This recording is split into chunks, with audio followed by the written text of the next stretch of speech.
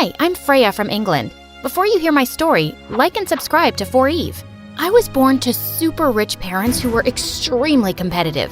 They wanted to be the best at everything and would include me and my sister Olivia in the race to prove the world how great our family was.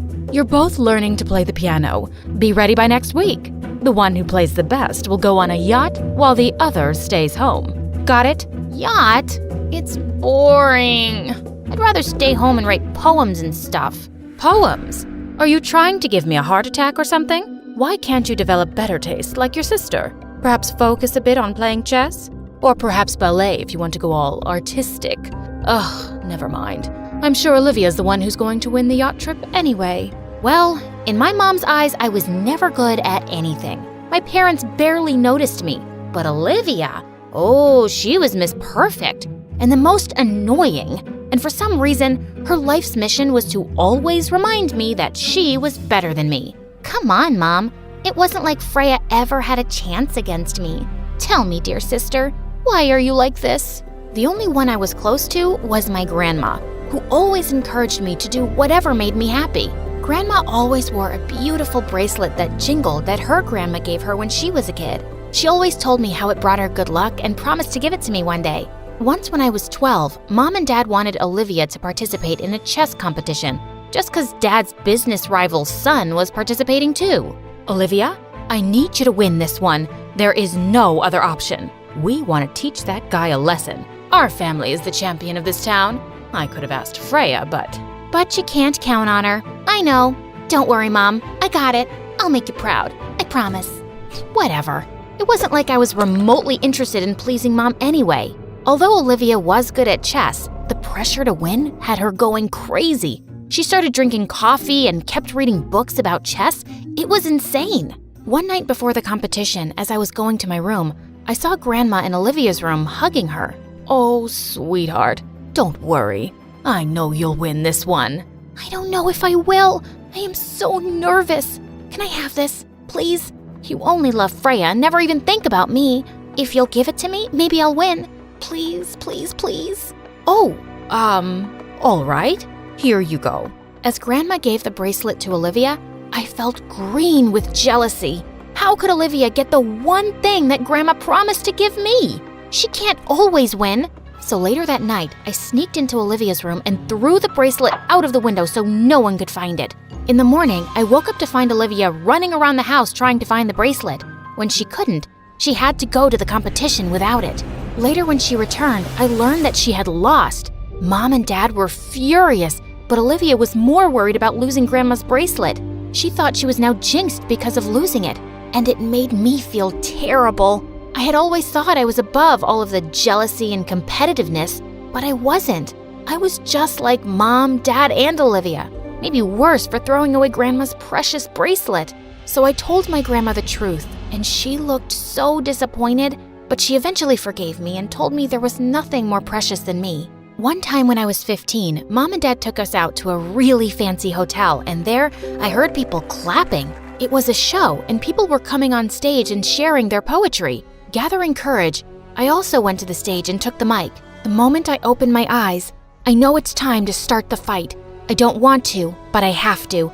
Can they never see that I don't want to?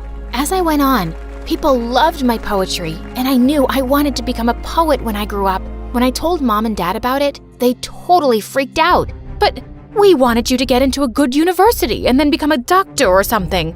No one is impressed by your sad poems. I didn't want to impress anyone. It was something I was doing for myself. So I just started writing and would always participate with poetry groups and perform on the streets. One night, a boy stood in the crowd, and when I was done, he clapped the loudest. Every night I performed, I saw him. One night, he stayed when the rest left.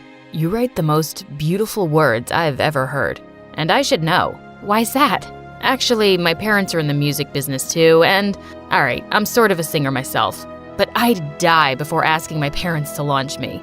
Usually, talentless rich kids who want to be singers write their own lyrics, and it's always about breakups or how awesome their life is. But your stuff, it's deep. It's got soul. Thanks a lot. So tell me, since you watched my free show every day, when am I gonna hear you sing?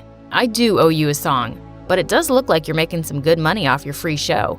Well, I have to make my own money. I can't take anything from my parents. Oh, I get it. Here you go. The guy's name was John, and I knew he thought I was poor, but it was better than telling him I was from a family that hated what I did. Soon, John and I started meeting every night. We both loved sitting together as we read the verses from my notebook. It was something I could do with him forever. But then one day, he told me he was leaving. I got accepted into this boarding school for artists in LA. They have awesome programs for musicians and poets too. Maybe you can apply next year. I'm sure your work can get you a scholarship. And I did. I was thrilled, but when I told Mom and Dad, they just rolled their eyes. Oh, God. Poets make pennies. Just take up fashion designing or something else. Why do you always have to be so difficult? But Mom, it's my passion. Some passion that won't pay the bills. Fine.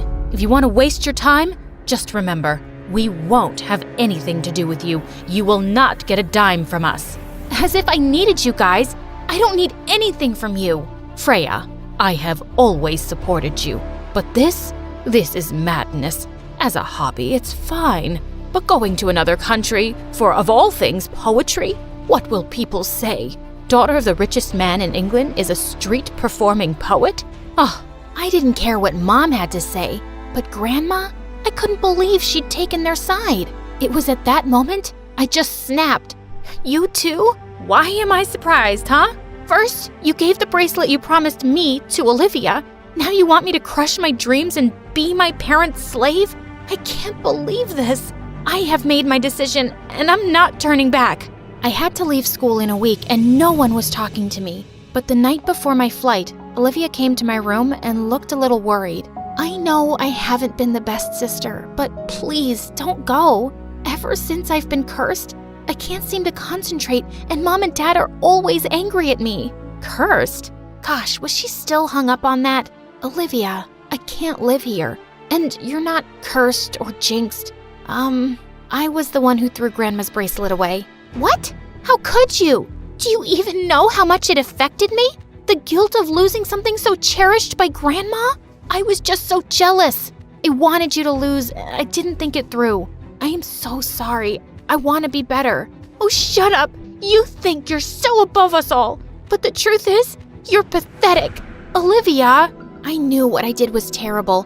She was right to hate me. So I packed my bags and quietly left for my new school. At the new school, John was 2 years my senior, and we went right back to where we left off. We even started dating. But in his last year, he had less and less time to spend with me. When his graduation came closer, we broke up. I have to move back to England. Mom and Dad need me to step up and handle the business. So, I guess... It's goodbye? I guess so. I'll really miss you, but I know you'll do great. It was so painful to see him go, so I unfollowed him from all my accounts and poured myself into my poetry. When I graduated, I was determined to make it big. I released a book of my poetry while I was waitressing at a nice restaurant. I was so happy to be in LA and even brought Grandma to live with me. I had visited once on Christmas and we patched things up, and she realized how serious I was about being a poet. One day when I was at work, a blast from the past visited the restaurant. John, what are you doing here? Freya, this is crazy. You stayed here after graduating? I never knew that. Yeah, I think this city suits me. It sure does. After my shift ended, we sat and talked for hours.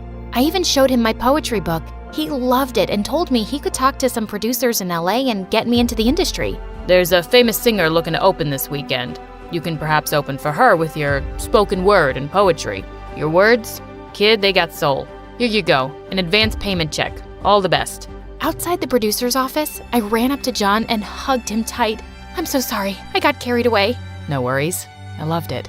Saying that, he leaned in and kissed me, and I felt my heart somersault.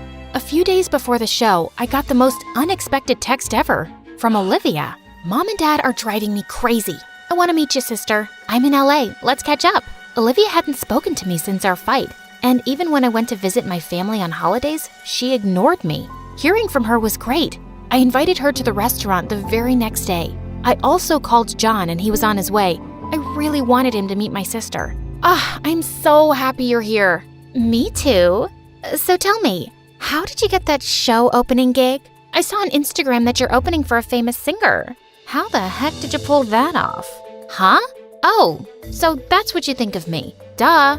Mom saw the post first and was somewhat happy. And it made me so angry.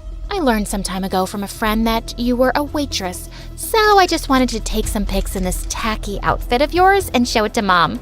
Now I'll be her favorite again. Olivia, you are pathetic.